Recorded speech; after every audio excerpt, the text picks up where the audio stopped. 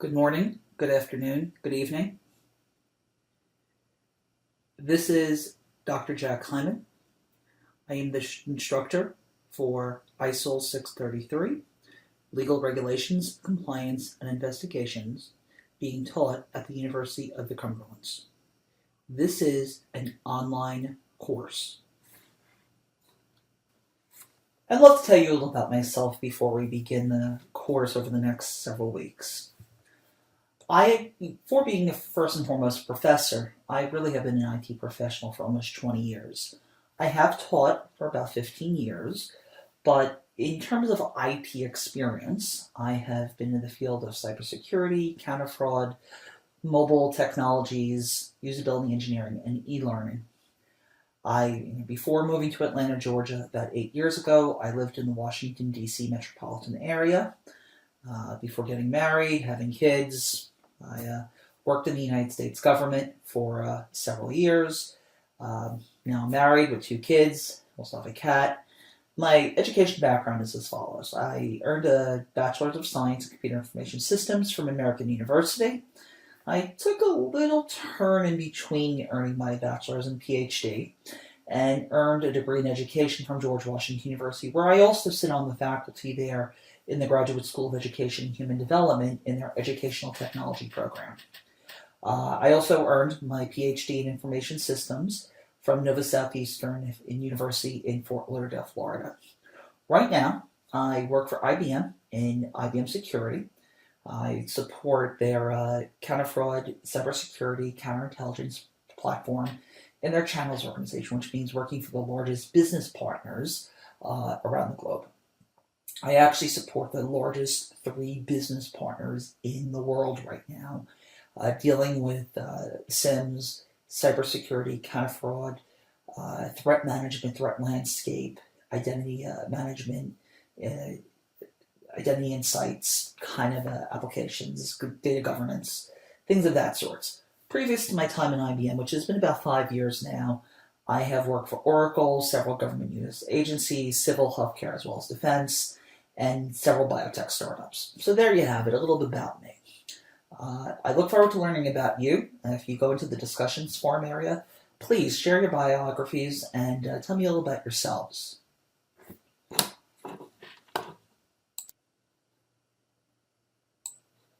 This course is as much about information security as it is about the legal aspects of the information technology space. We're just going to be touching the tip of the iceberg when we're going to be talking about the legal protections and the information security concepts of privacy and security. We're looking at this from the American legal system perspective. How do you deal with it from a public and private institutional protection perspective? We will talk about some intellectual property law. We will talk about it from how do you look at it from a transactional and cybersecurity cyberspace perspective. We will talk about how do you deal with cybercrime, how do you dealing with people and cyberspace issues from a protective measures perspective and the organization, people, processes, things. But more important, we're looking at it from a legal proceedings perspective of forensic examination. Many government agencies in the United States have a process of investigating a crime, gathering evidence, and communicating results. There are, definitely enforced processes. Like I said, we're just touching the iceberg on this course. This is an 8-week course, and you could study this for years. There are experts who study this for decades, and they're fully aware of the processes. This course will provide you a framework, and hopefully you will gain some knowledge as to the key motivators in the process. Let's talk about the class format for a second. The class is asynchronous, which means it's self-paced. You control the day, the time, the hour which you can follow and do all your coursework. Each class is approximately 7 days long. I launched the class at midnight on a Monday, and then the class ends at approximately 11:59 on Sunday night. Each class is based on Eastern Standard Time, which is where the university is located, United States Eastern Standard Time. It is a weekly format. Every assignment is due by Sunday night at 11:59.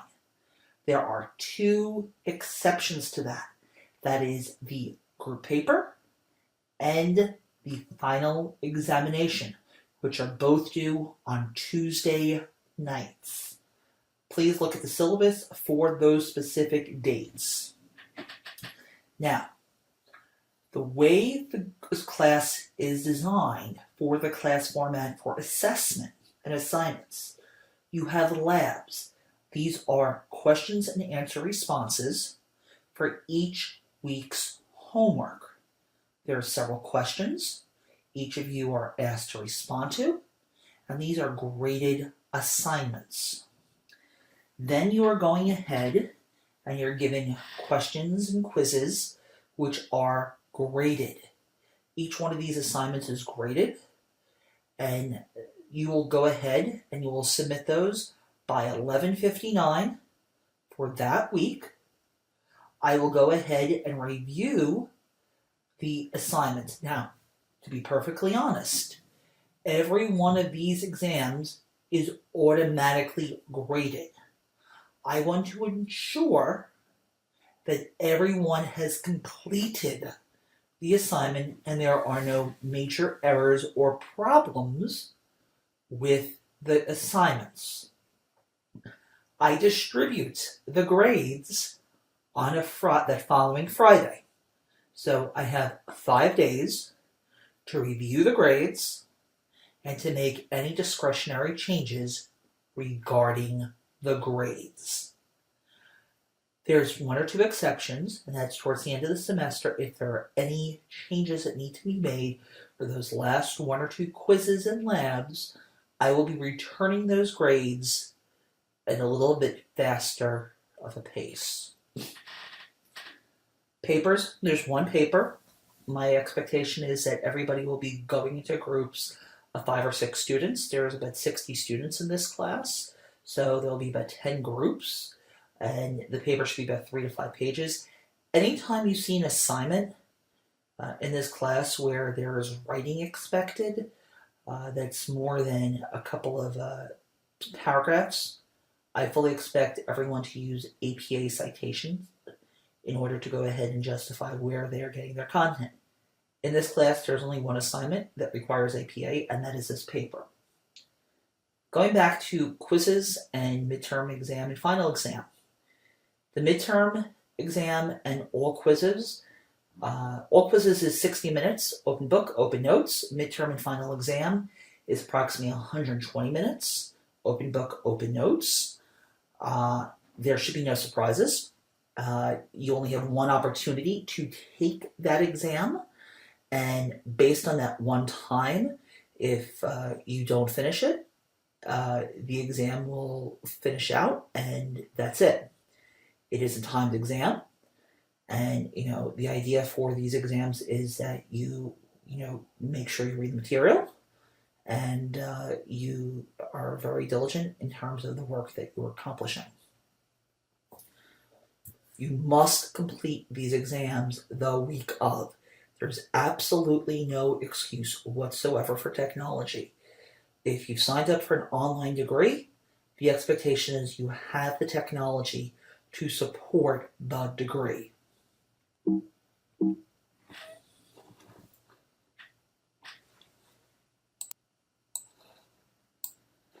Let me reiterate once again the assessments and the assignments. The paper is a group project. I'm looking for everyone to get into groups of 5 or 6 people per group as soon as possible. My goal is for everyone to get into these groups as soon as possible, as in the first week or two.